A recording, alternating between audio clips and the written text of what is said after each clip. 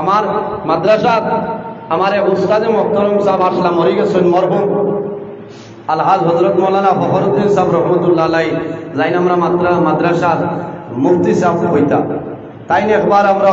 লালচড়াতে এক জায়গা কালেকশন গেছেন মাদ্রাসার যাবার বাদে আখতা বাড়ির বেটায় দেখিয়া কইছেন আয়ুব বাবা বেটার বুড়ির উপরে ধরছেন বুঝাইছেন নি তাহলে আনছেন তাই হইলা মাদ্রাসা তাইয়া যে আমি বড় মুসিবত আমার সান্দার হামলাই জান বাসাই কিলা কারণ তাই নাজি রাতিটা কোনোদিন করছেন না তা হরইল না আইয়া কইছেন কি তো হয়েছে বলে আমার বুড়িয়ে গুলো গেলা অসুবিধা হরের দিন নাতে আপনার তোরা আগপা হইলে আমি যদি এখন কই পারি না তেও বেড়া করতাম কিটা ও তাই ও সাবালগুড়ে বুড়ি যেটা আছে মেয়গুড়ি আনাইছ আনাইয়া দাঁড়ো গিয়া হলে হলে কইছেন আমি কোনটা জানি না আমি বিস্কুট হিসাবর মাদ্রাসার খাতির আমি মাদ্রাসার কালেকশন আইছি আমি বড় বেড়াত করছি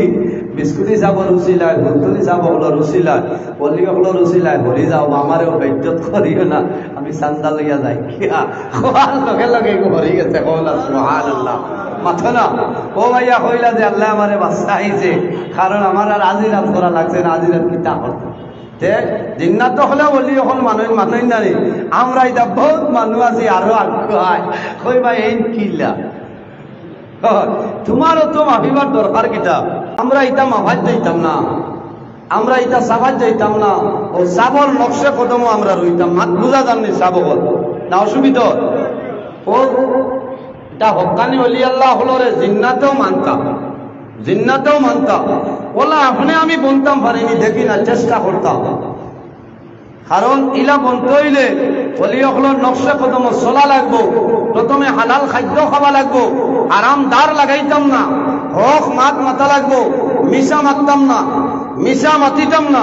মিশা মাতা হইলে গুনাহ কবিরা আর নবীজি হইতা উম্মুল কাবাইর যত কবিরা গুনাহ আছে সারা কবিরা গুনার মা হইল মিশা মাত মাতা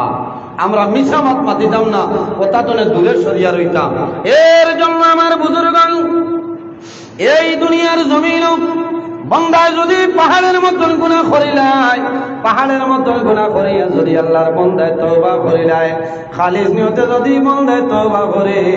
আল্লাহ বন্দার জীবনের গুনাহে মাফ করে দিলেন কওনা সুবহানাল্লাহ আমার আল্লাহ কোরআন শরীফের মধ্যে ফরমায় ইয়া আইয়ুহাল্লাযীনা আমানু তুবু ইলাল্লাহি তাওবাতান নাসুহা আল্লাহ রাব্বুল আলামিন ফরমায় আমার ইমানদার বিশ্বাসী বান্দা বান্দী হল তুবু ইলাল্লাহি আমি আল্লাহর দরবারে তওবা করিলাম তাওবাতান নাসুহা